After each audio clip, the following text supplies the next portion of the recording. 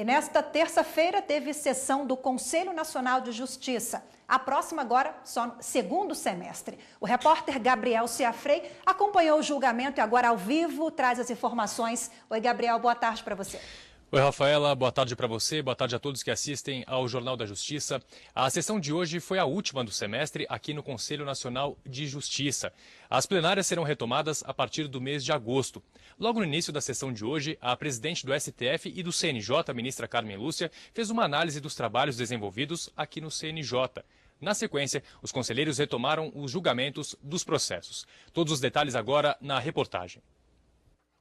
Logo no início da sessão, a ministra Carmen Lúcia, presidente do STF e do CNJ, anunciou que o Conselho não vai realizar julgamentos no plenário por 4 semanas, mas disse que o Conselho Nacional de Justiça não entra em recesso. O acúmulo de atividades, inclusive, que são realizadas pelo Conselho Nacional de Justiça com os tribunais, que também não têm recesso, faz com que a gente tenha que ter um período durante um ano em que a gente possa ter esse deslocamento para a finalização de programas e projetos que precisam realmente da presença dos senhores conselheiros, da Corregedoria Nacional, que tem feito um trabalho permanente de inspeções em todo o país e que precisa de fazer a compilação dos dados, a própria presidência com alguns programas como o do Cadastro Nacional de Presos. A ministra também fez uma análise das atividades desenvolvidas pelo CNJ.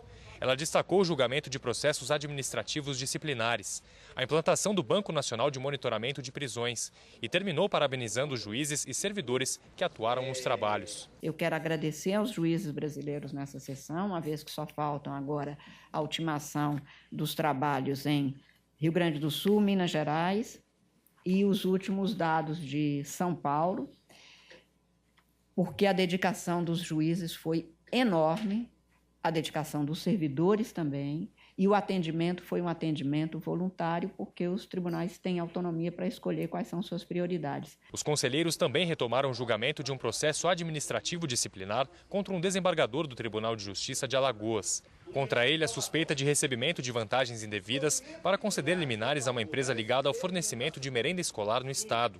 Na sessão anterior, o relator do caso, o ministro Aloísio Corrêa da Veiga, havia votado pela improcedência do processo e foi acompanhado por outros conselheiros. Hoje o julgamento foi retomado com o voto vista do conselheiro Luciano Frota. Ao fazer a leitura, o conselheiro afirmou que foram concedidas liminares mesmo após a manifestação de vontade no município de Alagoas de suspender o contrato e acordos entre o Ministério Público e o município para suspender o repasse de verbas à empresa. Citou ainda depoimentos de testemunhas. O conselheiro afirmou ter havido falta de cautela e de imparcialidade do magistrado.